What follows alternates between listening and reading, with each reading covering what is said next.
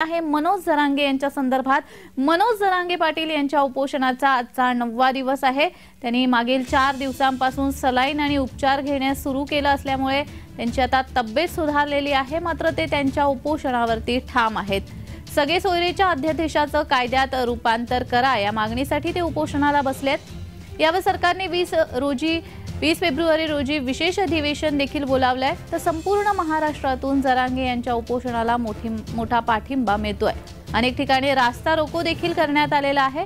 जर 20 तारखेला सरकारने आरक्षण दिलं नाही तर त्यांना मराठ्यांची नाराजी परवडणार नाही, असं देखील मनोज जरांगे यांनी शनिवारी माध्यमांसमोर म्हटलंय।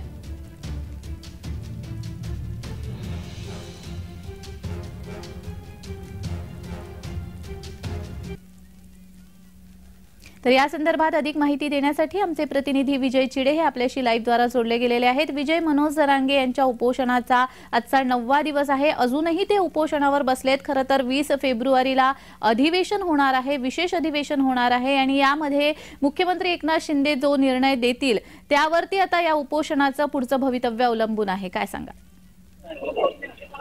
नक्की जान्हवी, जर बघितलं मनोज जरांगे पाटील यांच्या उपोषणाचा 9वा दिवस आहे। 20 तारखेला जे आहे ते सरकारकडून अधिवेशन देखील बोलवून राहिलेलं आहे।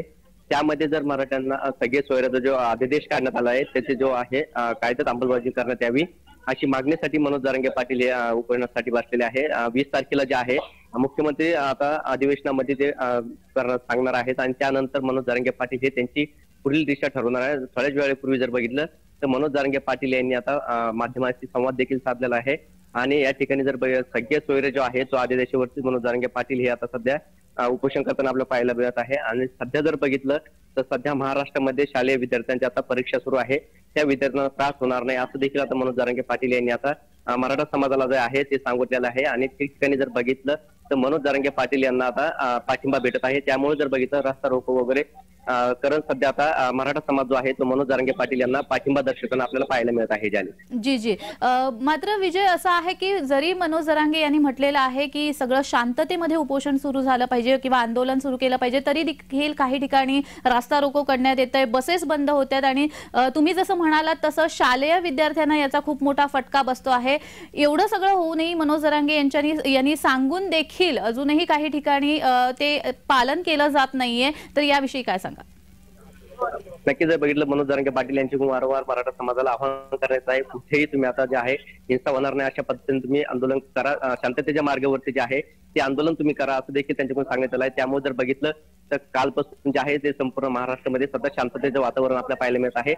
मागील 2 दिवसापासून जर बघितलं तर बस सेवा बंद करण्यात आली होती, मात्र आता सध्या जे आहे अनेक बसेस जे आहे ते आता सध्या सुरू झालेले आहेत। त्यामुळे सध्या आता शाळकरी विद्यार्थी आहे यांची परवड होणार नाही याची काळजी जी आहे ती घेण्याचे आव्हान आता मनोज जरांगे पाटील यांनी घेतलं आहे। त्यामुळे आता जे विद्यार्थी आहे त्यांना आता याचा फटका बसणार नसल्याचे दिसून येत आहे। जी धन्यवाद विजय, तुम्ही दिलेल्या या सविस्तर माहितीसाठी।